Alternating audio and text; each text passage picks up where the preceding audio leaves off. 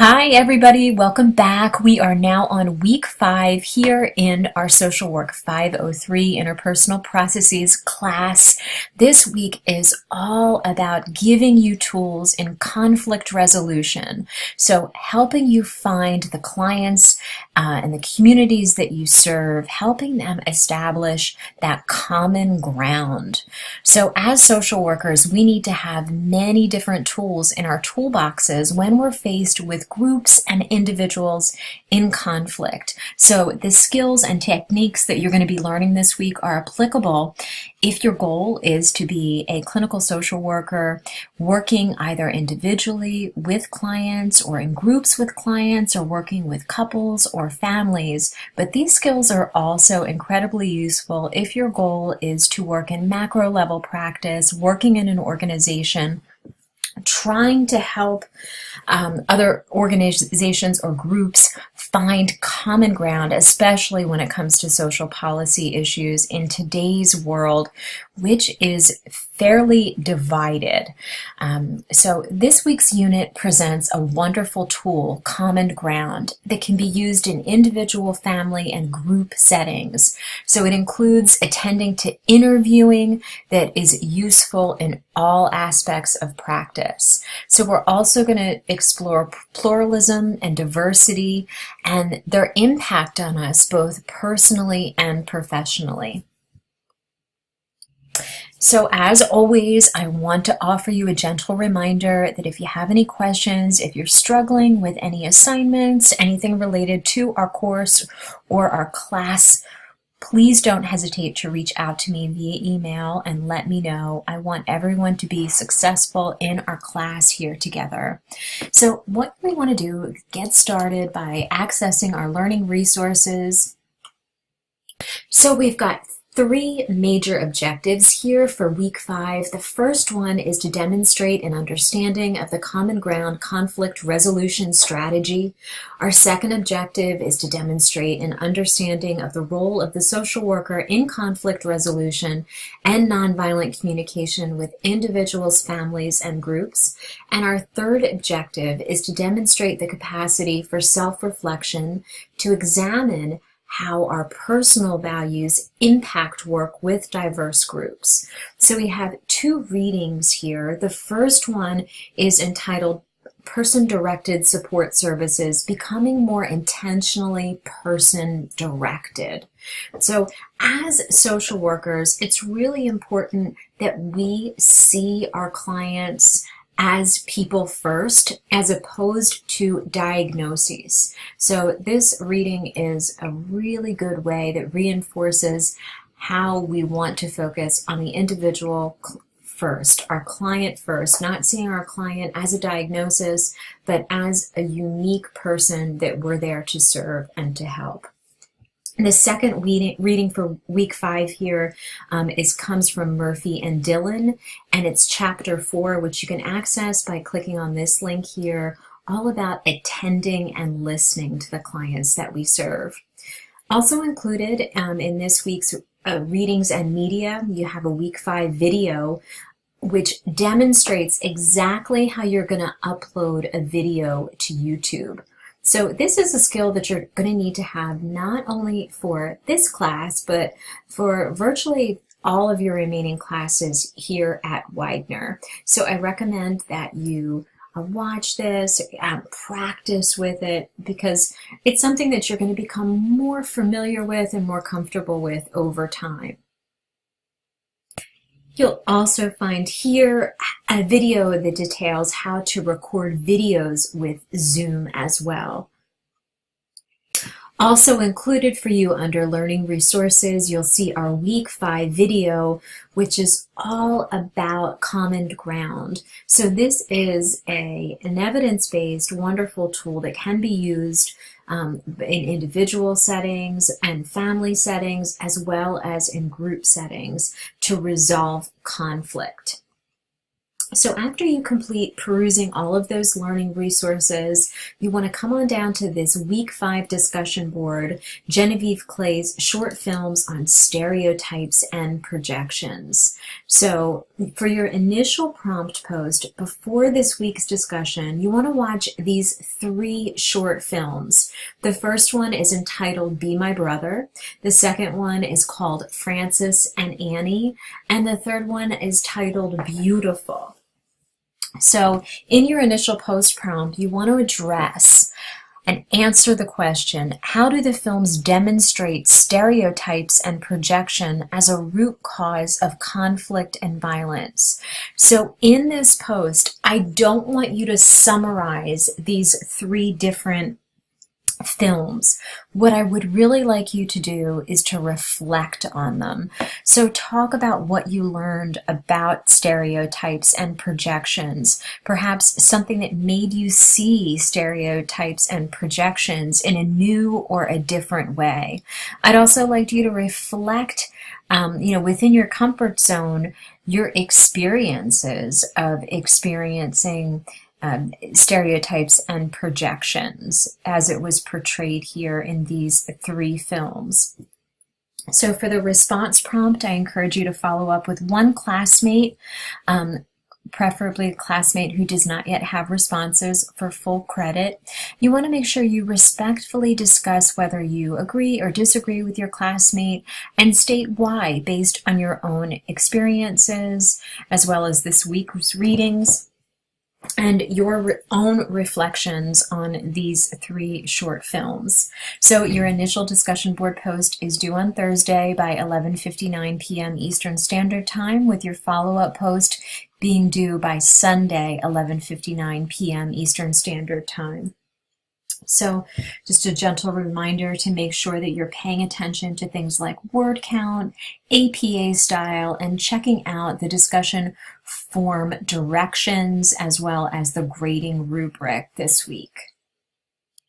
So now for your second week 5 discussion board forum, we're going to be exploring the common ground strategy conversation. So this week, you're going to practice the common ground strategy in a small group conversation. So you're invited to choose 4 people in your work, home, or school life and practice the common ground exercise using a conflict scenario of your choice. So you'll be in charge of facilitating the common ground experience as it was shown to you in this week's video. And then I'd like you to post about your experience with that right here on our discussion board. So for the response prompt, again, you want to make sure you're following up with at least one of your colleagues, preferably a classmate who does not yet have any responses. And in your response prompt, you want to be focusing on how is your peers' experience similar to and different from your own. So your initial post is due on Thursday, with your follow-up response being due by Sunday at 11:59 p.m. Eastern Standard Time. And you're remembering that a sufficient post will be a minimum of 200 words, a maximum of 500 words, and a sufficient response post should be a minimum of 75 words and a maximum of 150 words. So as you know, in week 5, there is another one of the process notes that are due, and you're remembering that these process notes must be submitted individually by each student. So this particular process note is due by Sunday, 11:59 p.m. Eastern Standard Time. So in your process note this week, you want to make sure that you're responding to the following prompts, which are very similar than your previous process notes that you've submitted earlier in the term. So number 1, regarding dyad content and process, you want to reflect on what occurred in your week 4 dyad meeting. So just as a gentle reminder, that's groups from each person's past and how it occurred. So please answer all of the following prompts based on your observations, and you're remembering that you're required to use subheadings to answer each prompt below. So this section should be approximately 1 double-spaced page long. So in terms of content, in 2 to 3 sentences, please briefly describe the topics discussed. Then regarding your response, how did you respond to your dyad partner? Again, this is both your inward response as well as your outward response. So you want to be including perhaps thoughts, feelings, and emotions that you perhaps didn't share with your dyad partner, but were going on with you internally as you address the actual content. You know, what did you say? What did you hear your partner say? I'd also like to see you explore the dyad effect. How did your dyad interaction personally affect you? And then you want to make sure that you're exploring relationship to content. So just in 2 to 3 brief sentences, you're describing how your dyad interaction helps you to solidify the learning of the content from this week. So for the second part, the large group process, you want to reflect back on these last 2 weeks of our group class discussions, specifically the week 4 discussion forums and the week 5. Did any of your peers' posts move or validate you? If so, in what way? So reflect on yourself in the large group process. How did your peer, your colleague responses to your posts impact you? So this section, again, should be about 1/2 of a double-spaced page long. So thirdly, you want to make sure that you're addressing the small group process here in this week 5 process note. You want to reflect on what happened in your small group and how it occurred. So the process of the group focuses on your role along with your own personal level of participation. So this process also includes and focuses on your other group members as well as their level of engagement with you, with each other, and participation overall. So you want to make sure that you're answering all of the following questions based on your personal observation, again, using subheadings. So you want to make sure that you're addressing group stage, leadership based on weeks 4 content, group roles, your role, your contribution, group effects, your response, differences and similarities that you noticed about the processes of others, and change. So again, we're asking you to really think about, if you had a magic wand, what would you change about the group or your contribution if you could? So I really encourage you to play like Monday morning quarterback here and imagine if you could go back in time, what would you like to see done differently? So now at number 4, for that reading reflection, you want to make sure you're using that APA annotated bibliography format. Again, the instructions for this can be located on our major projects and assignments back at the homepage of the course. So you want to make sure that for this particular reading reflection, you're focusing on the assigned readings for weeks 4 and 5.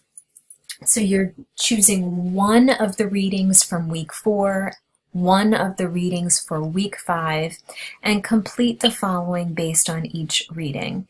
So number 1, you want to summarize the main points of the reading. Number 2, you want to reflect upon what the reading means to you. And number 3, you want to relate that reading directly to practice. So please make sure that you're numbering each part of your reflection according to the questions. And again, just a gentle reminder to organize your process note with headings. You want to make sure that you are using this rubric as you write your paper. And again, I always encourage you, after you're done the paper, to grade your own work, just to really make sure that you're covering all the components here that are required in the rubric. So we are going to be having a week 5, an additional small group discussion board and meeting. So this week you're going to meet with your group once again and continue to work on your group project. You're also going to have an opportunity to practice recording a group video using Zoom. So your recording should include a brief summary of your progress on this project. So each person in the group must speak at least once during the video, even if it's only just to briefly introduce themselves.